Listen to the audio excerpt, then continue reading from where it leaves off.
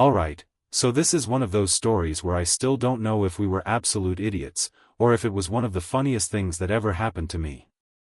Probably both. This takes place the summer after high school. You know that awkward summer where half your friends are about to leave for college, half are working some dead-end job, and everyone's just kind of clinging to whatever fun they can squeeze out of those last months? That was the vibe. At the time, I was hanging around with this weird mix of people. Like, it wasn't even a friend group, it was just whoever happened to be free. You had Brandon, this tall, goofy dude who was always down for anything, even if it made no sense. Then there was Jenna, she had a car, which automatically made her the MVP. And then there was Malik, quiet most of the time, but when he did talk, it was either the smartest thing you'd ever heard or the dumbest. No in between. So one night, we're all sitting around in Brandon's garage, bored out of our minds. It's that kind of summer night where it's too late to start anything productive, but too early to call it quits. Somebody brings up the idea of going swimming, but the public pool is closed. Somebody else says, "What about the river?" But then we remember that one guy who swore he saw a snake down there. So that's out. And then Jenna, in the most casual voice ever, goes, "Why don't we just go to Splash World?" Now, for context, Splash World was the local water park. Big slides, lazy river, wave pool, the whole deal. But obviously, it's closed at midnight. Which is why Brandon immediately goes, "Bet." At first, I thought they were joking. Like, who just breaks into a water park on a Tuesday night? But then Jenna's like, "I know where the fence is low." And Malik, who hadn't said a word for an hour, suddenly perks up and goes, "I've always wanted to ride the wave pool when it's empty." So, yeah. 5 minutes later, we're in Jenna's car headed to Splash World. The drive there felt like a movie. Windows down, music blasting, all of us hyping each other up like we were about to do the heist of the century. I kept thinking, there's no way we actually do this. But then we pulled into the sketchy side lot, parked under a half-dead tree, and reality started to set in. The fence wasn't even tall.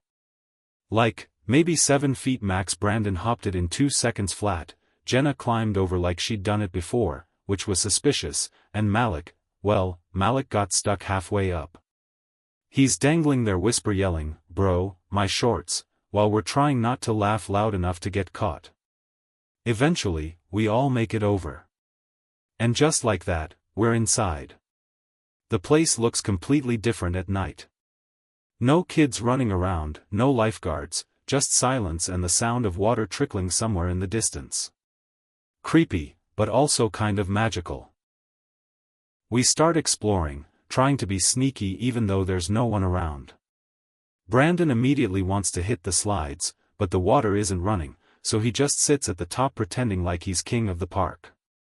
Jenna dares Malik to jump in the kiddie pool, which he actually does, only to realize the water's freezing. I'm just walking around, low-key paranoid we're about to get arrested. And then, the wave pool. It was massive, pitch black, the water completely still. It looked less like a fun pool and more like some kind of horror movie setting. Brandon, of course, takes his shoes off and goes, "I'm getting in." I try to stop him. "Bro, you don't know what's in there." But he doesn't care. He cannonballs straight into the middle, and the splash is so loud I'm convinced security heard it. Except instead of security, something else happens. The wave machine turns on. I'm not kidding.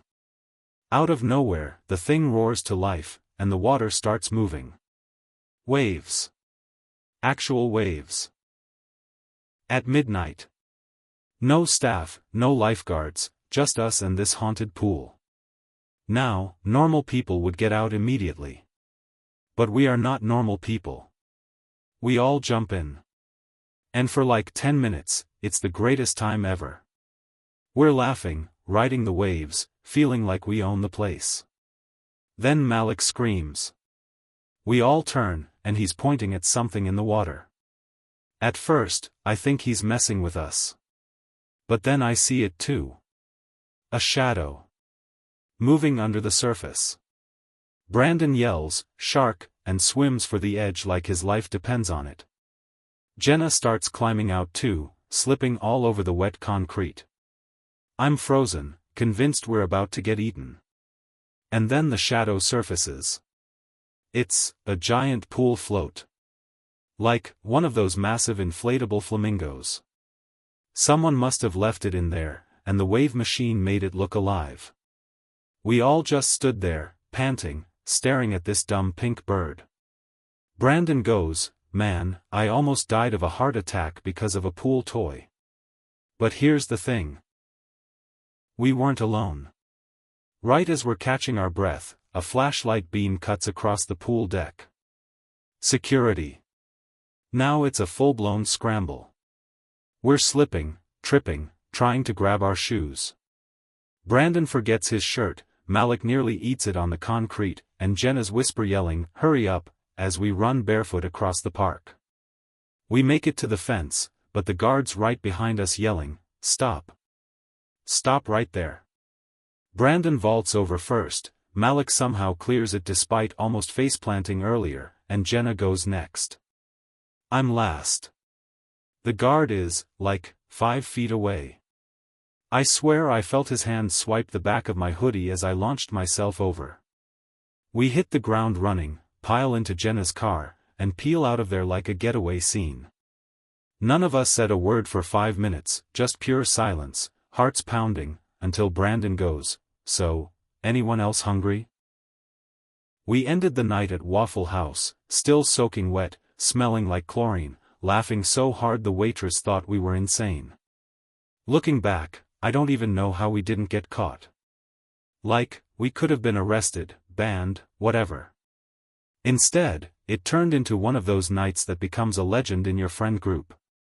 The kind you bring up years later, like, "Remember when we almost got eaten by a flamingo at Splash World?"